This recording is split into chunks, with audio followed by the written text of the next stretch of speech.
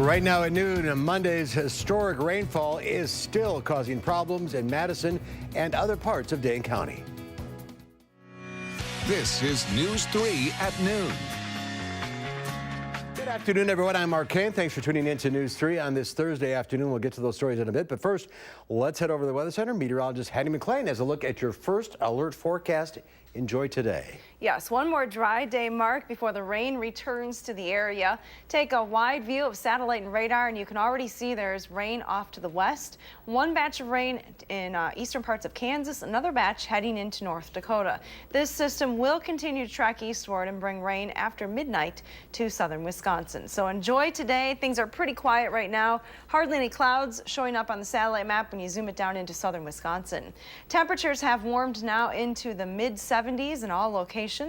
We'll climb another degree or two today to highs right around 77 here in Madison. A light south wind is expected with relatively low humidity. Again, rain chances, though, start to increase after midnight tonight. And that is the last thing we need. No, we do not need any more rain. We'll talk about how much is coming up in Maine weather. All right, we'll check back with you. Hattie, thank you. Topping our news today, Dane County continues to watch for flooding on the isthmus now as excess water moves from Lake Mendota to Lake Monona and down the chain. Amy Reed joins us from the source at Tenny Locks, where they just opened the locks to 100%. Amy, what's going on?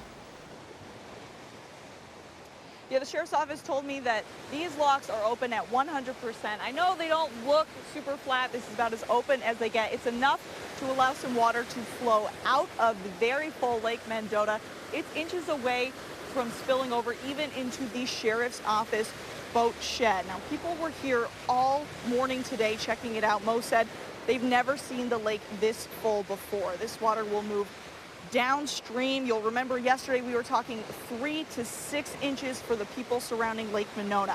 On the way there, the water has flooded multiple streets, East Johnson Street and Main Avenue, and parts of East Washington and some parks.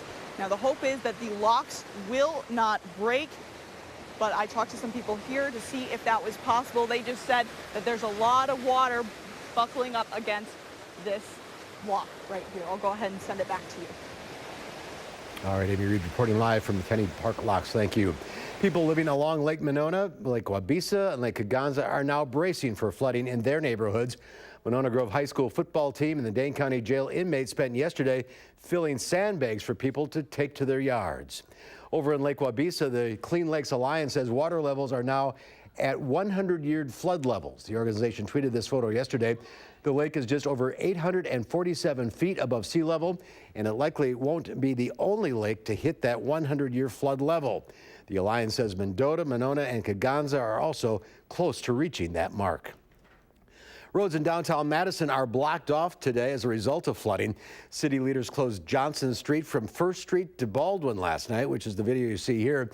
And Alder Liddell Zellers posted an update on her blog saying city officials are preparing to close one lane of East Washington this afternoon or evening. Zellers says traffic would then be rerouted to Willie Street if East Washington becomes impassable.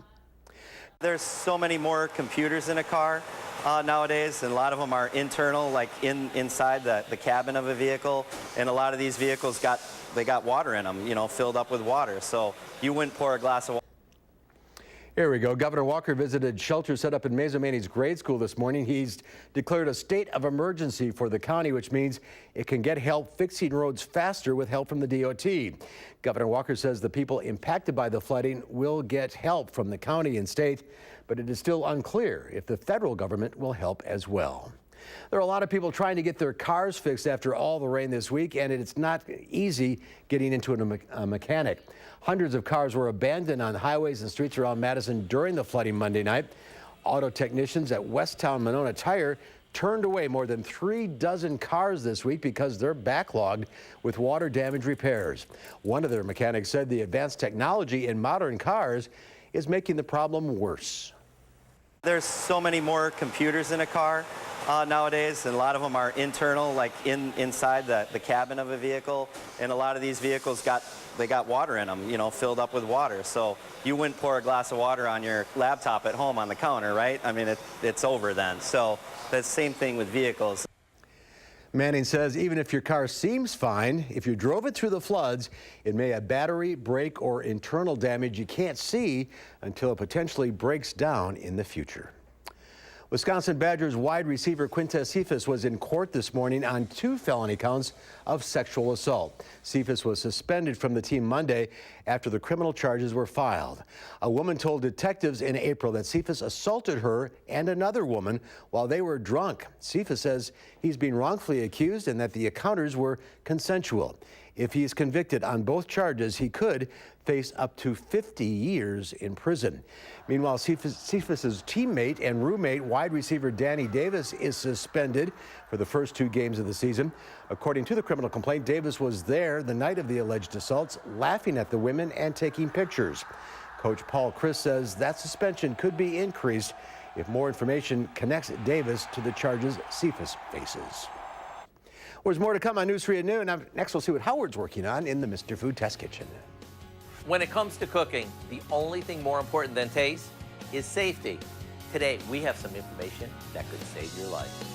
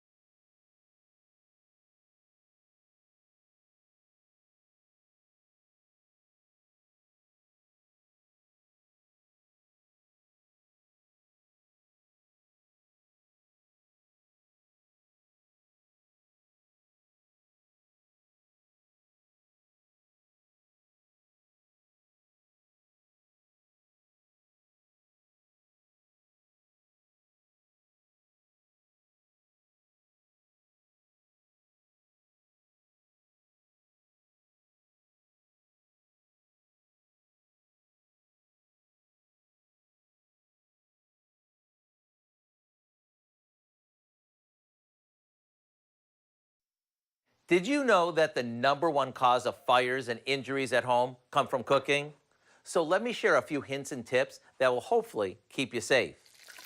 First of all, don't walk away from anything cooking that can catch fire. If you're frying, broiling, or pan grilling, always keep an eye on what you're cooking. Also, if you're simmering, baking, or roasting, make sure you check on it every so often. And so you don't forget about it, set a timer. If there's a small flare-up, turn off the heat and cover it until it burns itself out. If you can't cover it, sprinkle on some baking soda. If that doesn't work, use a fire extinguisher or get out of the house. Never throw water on a grease fire. And if you have an oven fire, turn off the heat and keep the oven door closed. If the fire is bigger than you can handle, get out of the house and call 911. Another biggie, keep anything flammable, pot holders, wooden utensils, towels, or curtains away from the stove. All this fire safety talk reminds me of a recipe that we got years ago from a local firehouse. It's simply a chuck roast that's seared and then slow cooked with lots of onions and one of the best homemade barbecue sauces I've ever tasted. I do hope you'll go online and get the recipe for our firehouse pot roast so you can enjoy a hearty meal that is fireman approved. I'm Howard in the Mr. Food Test Kitchen, where today we found a safer way for you to say, ooh, it's so good. Good advice, Howard. Thank you. Coming up, today's top consumer stories, plus your stock and farm numbers. And the sun is shining once again, but there's more rain on the way. Your first alert forecast coming up.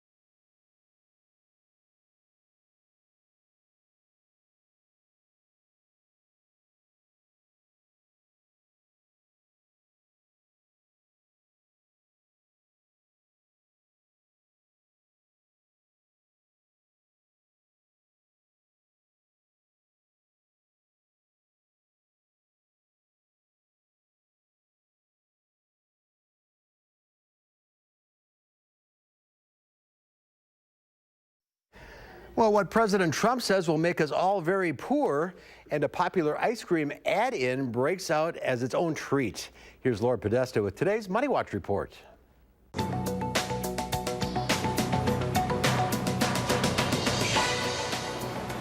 Target's stock soared to new heights after the retail giant reported its best comparable sales growth in 13 years.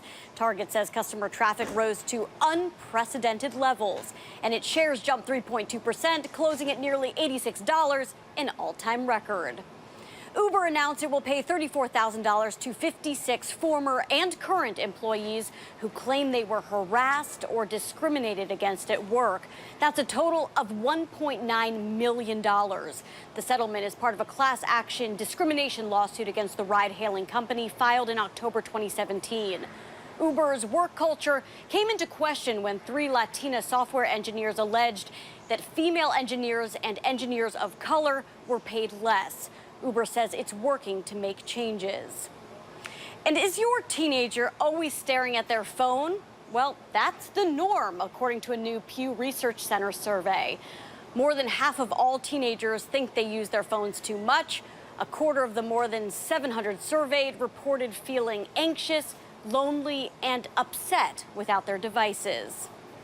And the first Las Vegas-style resort casino in Massachusetts will open tomorrow. The nearly $1 billion MGM casino is in downtown Springfield.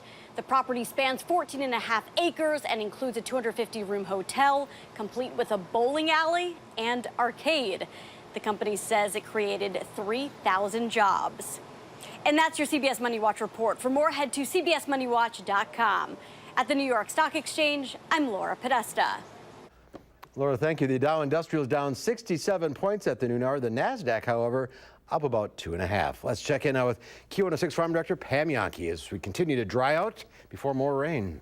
Yeah, that's what we're all wondering. How much more rain tomorrow? Obviously, it's not just about the city and town officials that have been trying to work through some of the damages. It's also Wisconsin farmers that are trying to manage through taking care of livestock and also trying to manage that manure system that they have out there. Another story that I'm kind of following on the national scene, you know, you've heard about that Iowa State student that was found yesterday down in kind of the eastern quadrant of Iowa. The person that's been accused of killing her is a dairy farm employee. The reason I bring it up is because the dairy farm says that right now they're getting death threats from people in the community that feel like the manager at that farm had some responsibility in what happened. He said that the guy was working for him for 4 years, helping him daily take care of cows at their dairy operation. They said he was a reliable employee, got along well with others, and they never noticed any change in his demeanor or actions even after the student went missing. Another note on this is that he says that he presented a Social Security card as well as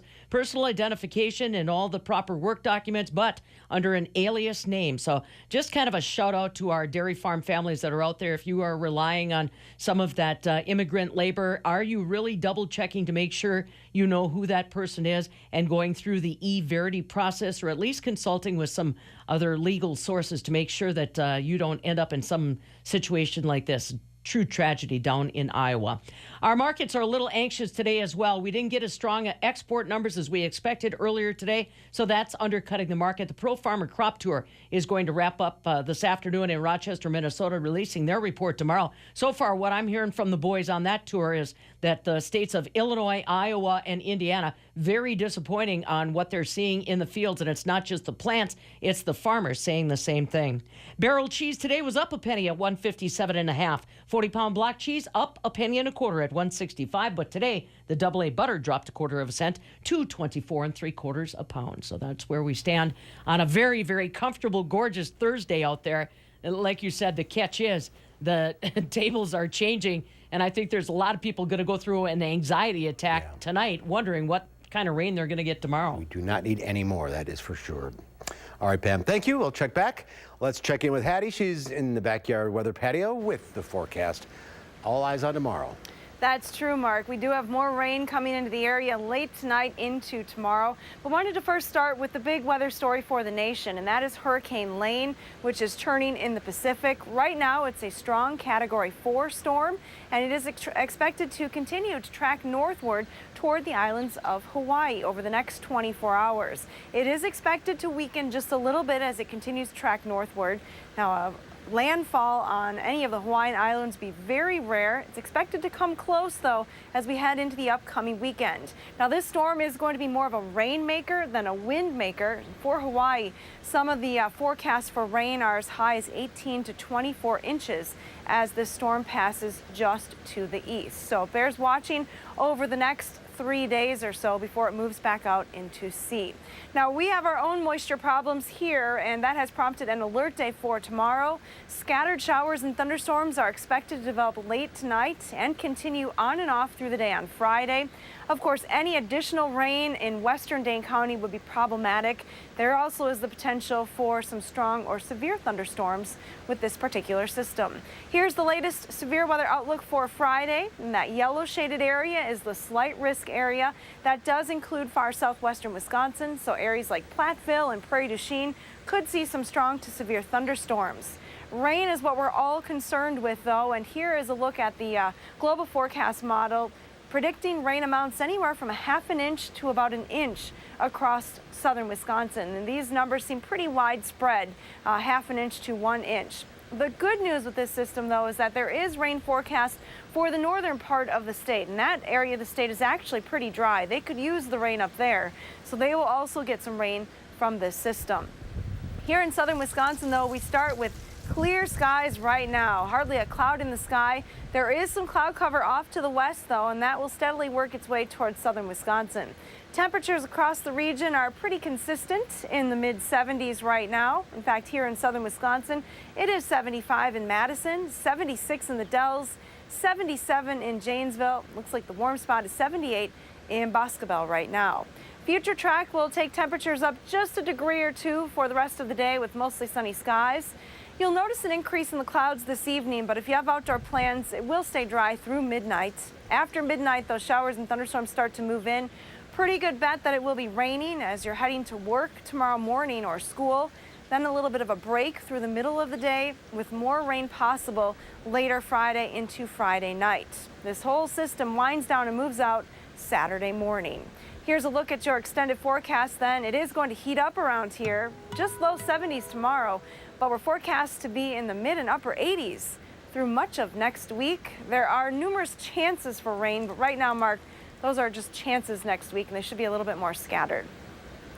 All right, we'll have to keep an eye on things tomorrow, that's for sure. Definitely. All right, severe weather possibility as well. So thank you, Hattie.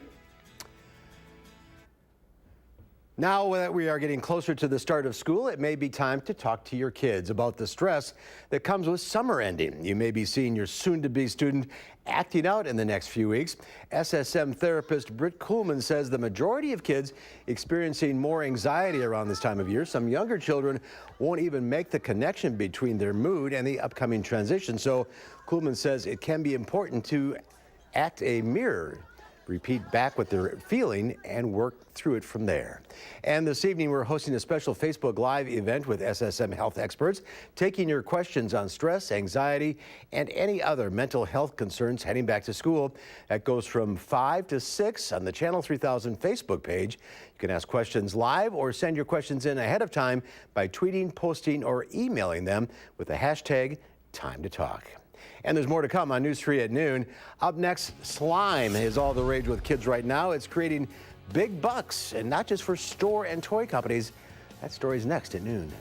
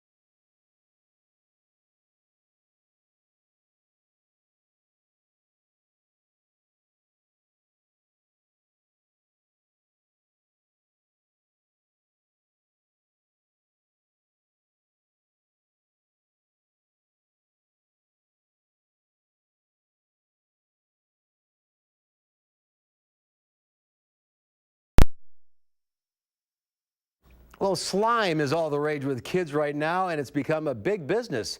As Chris Martinez shows us, toy companies aren't the only ones cashing in. You know when it's ready when it starts to unstick like this from the bowl? From her Riverside, California home, Karina Garcia runs a multi-million-dollar slime empire. Some people call me Slime Queen and some people call me Slime Girl. The name is well-earned. Guys, welcome back to my channel. Today I am doing a slime challenge. Garcia's YouTube channel has nearly 8 million followers, and her at-home slime kits are now flying off store shelves. I think that's why kids like it, because it's like a little science experiment. They can make it at home, and it's so easy. Slime is a combination of glue and an activator found in most laundry detergents. It's been around since the 70s, but social media has made the sticky substance more popular than ever, creating online stars. So you'll just mix it with your hands, and it feels so good. And helping homegrown slime businesses thrive. 15-year-old Samantha Zumwalt makes slime in her parents' home and expects to sell $500,000 worth this year. The first month I got 1 order, and then the next month I got like 3 to 5 orders. She now ships out up to 50 orders a day.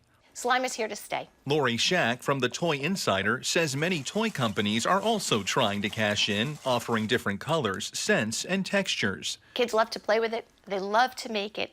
Parents approve of it. So once we have that stamp of approval, because kids are learning and mixing, you're going to see slime around for quite a long time. She says even more slime products will be hitting the market in the months ahead as the popularity of the gooey stuff continues to grow. Chris Martinez, CBS News, Riverside, California. You know, Have you made slime? I don't have kids. I didn't even know this was a thing. Oh, it's huge. Yeah, they're making $500,000. Boy, we missed the mark, my kids and I. But you kids make, We've made it at home, yeah. It can be a big mess. Looks like it. Speaking of big mess, more rain. It's an outside thing, yeah. We do have more rain, but look at Barrett, the polar bear, taking a swim this afternoon. It's a great pool afternoon. High temperatures today in the mid to upper 70s. That rain moves in late tonight. All right, enjoy today. We'll see you back here at 4. Have a great afternoon. Making plans that are weather dependent? Get an accurate 12-hour, even a 10-day forecast. Download the Channel 3000 First Alert Weather app and start planning.